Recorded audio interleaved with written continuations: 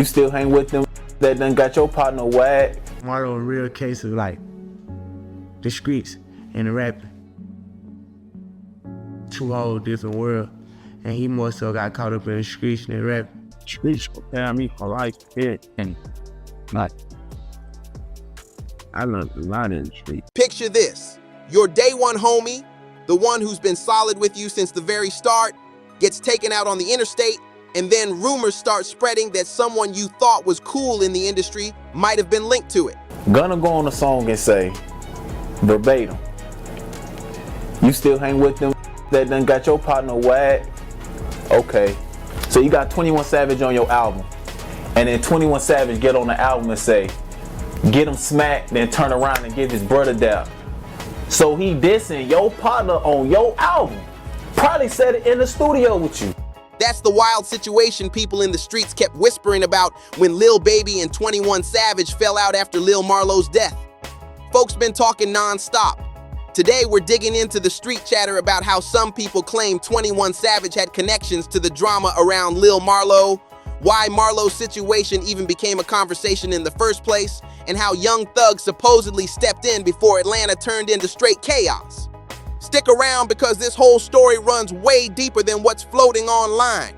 The street politics behind it will make you look at the whole scene different. Let me explain how locked in Lil Baby and Lil Marlo really were. These two weren't just rap partners, they were brothers from the same grind, coming up shoulder to shoulder in the same blocks.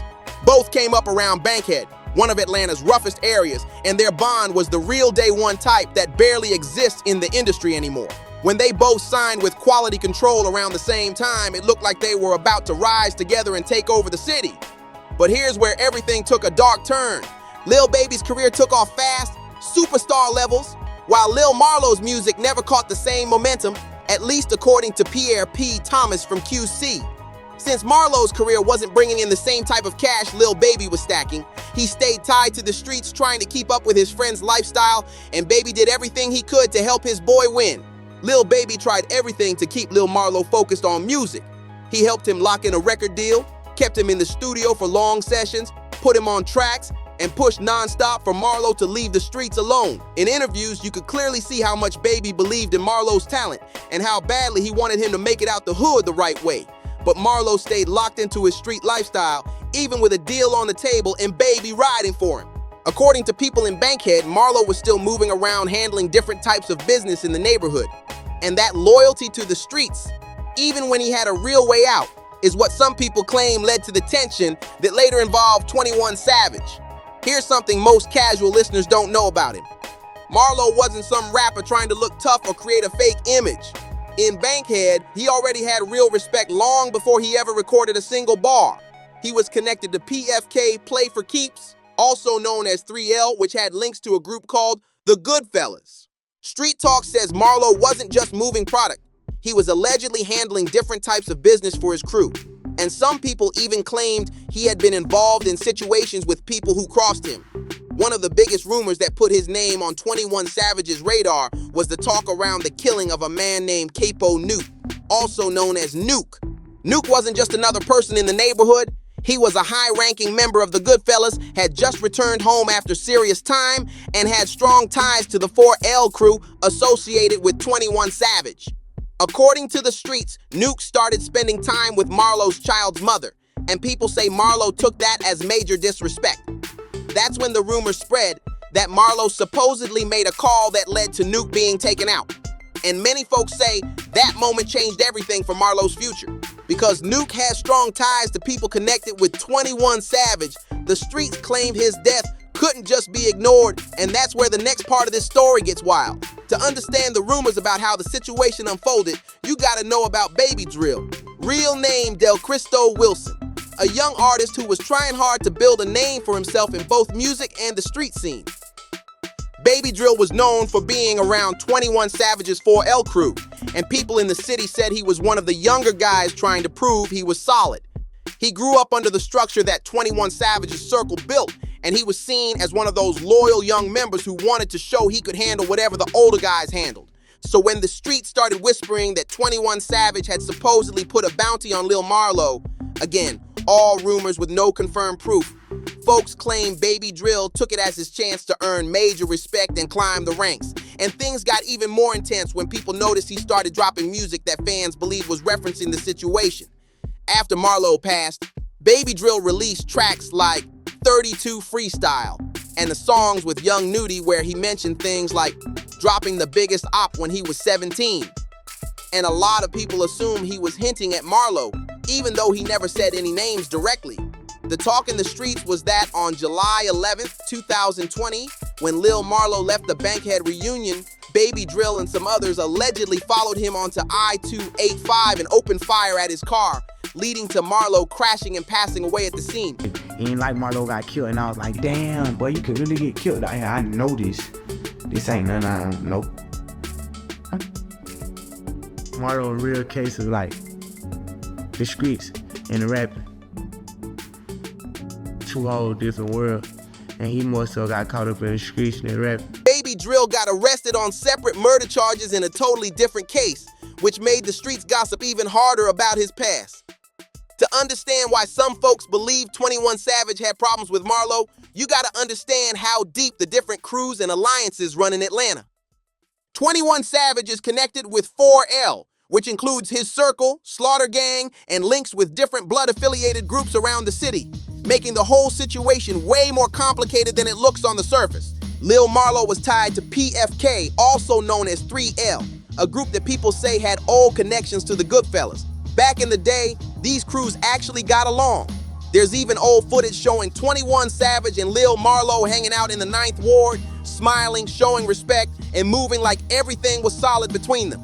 They were making money, staying cool, and the energy looked genuine. But once the rumors spread that Marlo was involved in the situation with Capo Nuke, everything flipped fast. Nuke had a lot of respect and strong ties to people close to 21 Savage, so folks in the streets claim his passing wouldn't go ignored. That's when the tension between the crews really heated up. People started saying that members associated with 4L began targeting anyone connected to 3L after Nuke's death. Chain snatchings, robberies, and different attacks were all being talked about in the neighborhoods. A young affiliate known as Mad Rock, who was around 4L, was tragically killed in a drive-by, and the streets instantly started pointing toward PFK as payback, even though nothing was confirmed. This kind of back and forth talk created a cycle where people believed the situation could only end once major figures got pulled into it.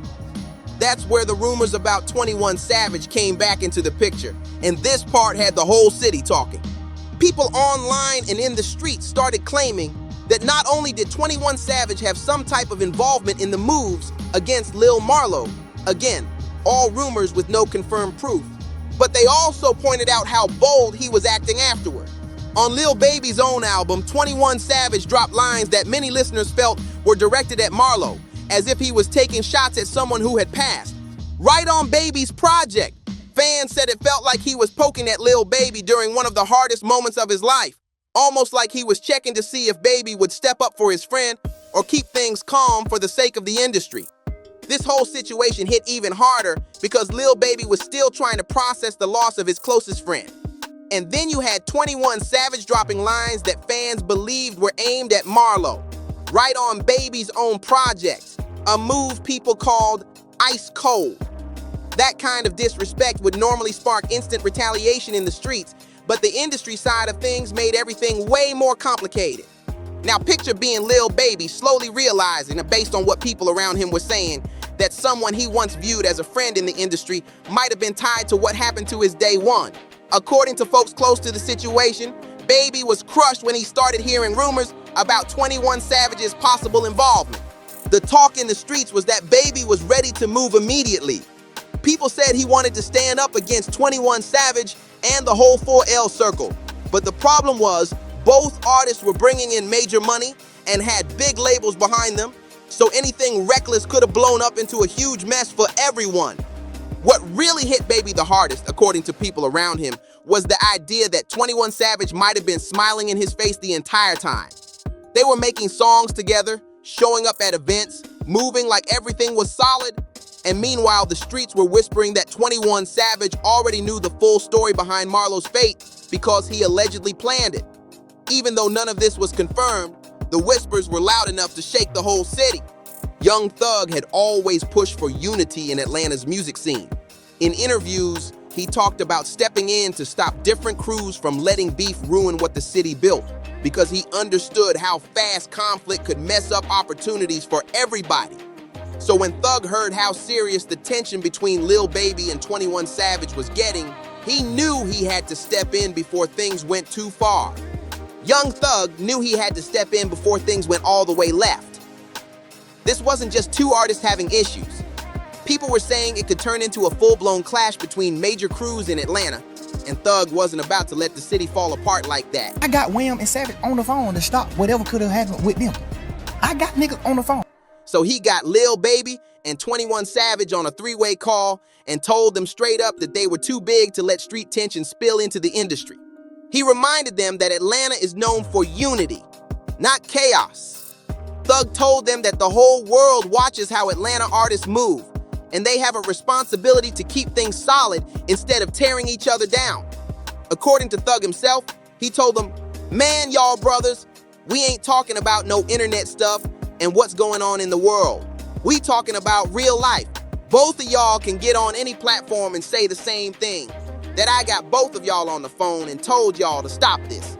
And even though Thug managed to get them to cool it publicly, the streets kept whispering about what really happened behind the scenes.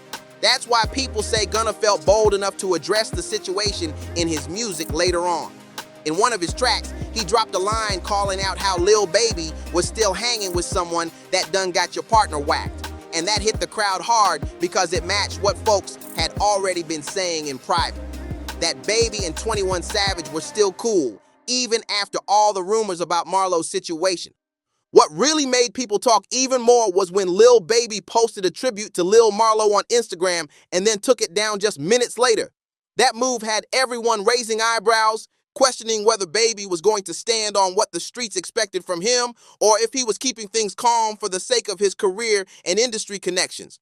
Another big sign that things shifted was how Lil Baby stopped acknowledging Marlo publicly after the whispers about 21 Savage's alleged involvement started spreading. Before all that, Baby always showed love, birthday posts, anniversary posts, throwback pictures, everything. He kept Marlo's name alive non-stop. But once the rumors got loud, Baby suddenly stopped posting anything about Marlo. No more birthdays, no more dates, nothing at all. It was almost like Lil Marlo faded from Lil Baby's public memory, which shocked a lot of people because of how close they used to be. That switch did not go unnoticed. The streets saw it, and Marlo's family and friends definitely saw it too. Folks started wondering if Baby truly cared about getting justice for his boy, or if he was more focused on protecting his industry relationships and keeping his career running smooth. What made everything even more complicated was how this whole situation exposed the real politics inside Atlanta's rap world. You got artists making major money but still tied to crews that have old tension with each other. And the music scene and the streets are so connected that one problem can turn into something serious. Sometimes money gets louder than loyalty. And that's when things get messy. Street commentators like Chris, Jeremiah, and others started speaking on it, saying this whole situation hurt Baby's credibility with some people in Atlanta.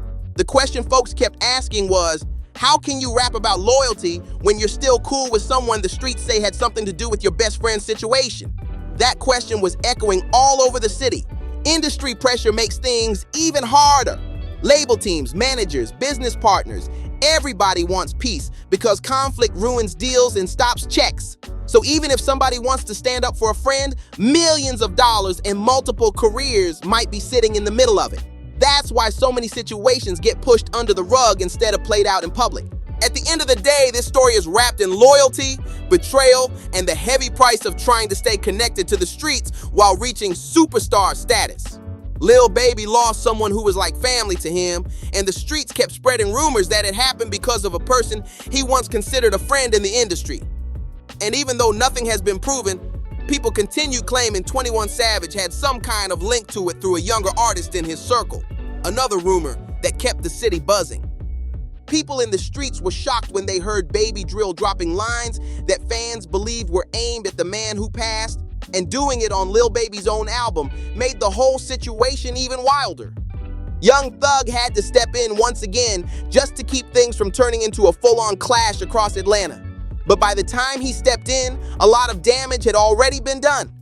The fact that everyone involved kept making music, stacking money, and moving forward showed exactly how the industry operates. Sometimes keeping peace and protecting business relationships gets pushed ahead of seeking justice, especially when there are millions of dollars, major partnerships, and huge careers tied together. But the streets never forget anything, and that's why this situation still gets talked about years later. The way Lil Baby stopped posting about Lil Marlo and seemed to move away from seeking answers told a lot of people how strong industry pressure can be. It showed how business can outweigh loyalty once big money enters the picture. And that's the deeper story people talk about when it comes to the rumors surrounding 21 Savage and Lil Baby. A story full of street talk, industry politics, and unanswered questions that still hang over Atlanta's music scene. When you really look at everything that went down, this whole situation shows how deep the ties between music, money, and street loyalty truly run. Lil Marlo's story didn't just shake Atlanta. It exposed how fast friendships can shift when business, rumors, and power start mixing together. Even now, people still whisper about the tension between Lil Baby and 21 Savage and how the streets felt like the truth never fully came out. Years later, the city still brings up the names, still debates who knew what, and still wonders what really happened behind those closed-door conversations. The whispers, the sudden silence online, the way folks moved afterward. All of it keeps the story alive. And just like that, the saga turned into one of Atlanta's most talked about mysteries. The kind that never fully settles because too many people were involved and too much money was tied in. To stay tapped into stories like this, the ones the industry won't talk about but the streets never forget, make sure you lock in with BarzBuzz, the only spot breaking down the real conversations happening behind the music. Tune in, stay sharp, and don't miss what's coming next. If this saga had you shook, wait till you see what's next. You already know what it is. BarzBuzz got the real, raw, and unfiltered breakdowns. So don't forget to like, subscribe, drop a comment, and share this with someone who needs to catch up.